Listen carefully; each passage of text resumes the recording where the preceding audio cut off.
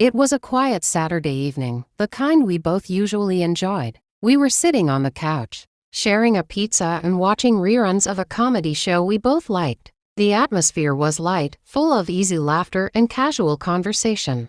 I had no reason to believe the night would take any strange turn. We'd been married for 3 years, and while no relationship is perfect, I thought we were in a good place. Somewhere between the second slice of pepperoni and a joke on the show about bad dates. She chuckled and casually said, "This reminds me of something my ex used to do. He was such a clown." She laughed at the memory like it was the most natural thing in the world. I froze for a second, not because she mentioned an ex. People have pasts, but because of the tone. It wasn't reflective or neutral. It was fond, almost affectionate. I tried to brush it off at first. Maybe I was reading into it. I smiled weakly and took another bite of pizza. But something about the way she was still grinning, lost in that old memory, irritated me. We'd had boundaries unspoken but clear. We didn't really talk about exes unless it was necessary. And even then, never like that. "You talk about him like you miss him," I said lightly, trying to keep the mood casual. Her smile faltered for a second, then returned, but this time it was thinner, more defensive. "Oh, come on," she said. "It was just a joke. Don't be so sensitive." I nodded slowly. "Right.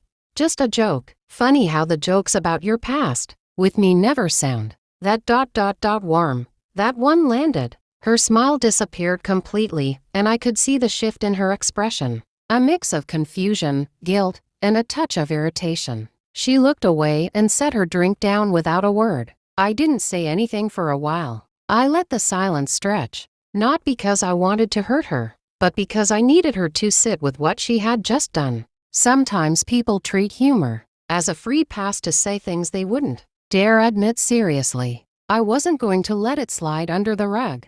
When I finally spoke again, I asked her, "Do you ever think about him?" She looked startled. "No," she replied quickly. Too quickly. "Why would you ask that?" I shrugged. "Because when you talk about him like that, it makes me feel like I'm sitting next to someone who's still entertaining old memories and laughing at them fondly." She stayed quiet, her fingers fidgeting with the edge of her shirt. I could see she was processing, maybe regretting what she'd said, maybe not. Either way, the mood had changed. The TV was still playing in the background, but neither of us was paying attention anymore. "I didn't mean anything by it," she said at last, softly. "I guess I just wasn't thinking." I nodded again, calmer now. "That's the thing.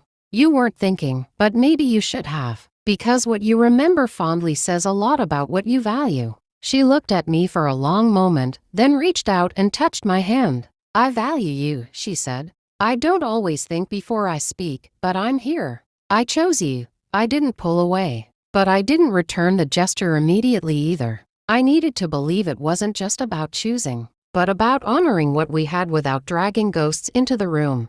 After a while, we talked more. She apologized again, this time with real emotion in her voice. I told her how it made me feel less like a partner, more like a placeholder. We didn't solve everything in one night, but we understood each other better. That moment, awkward as it was, became a turning point. She hasn't joked about her ex since, not because I forbade it, but because she understood what it did to us. And I, in turn, learned that sometimes the most honest conversations start with a smile that disappears.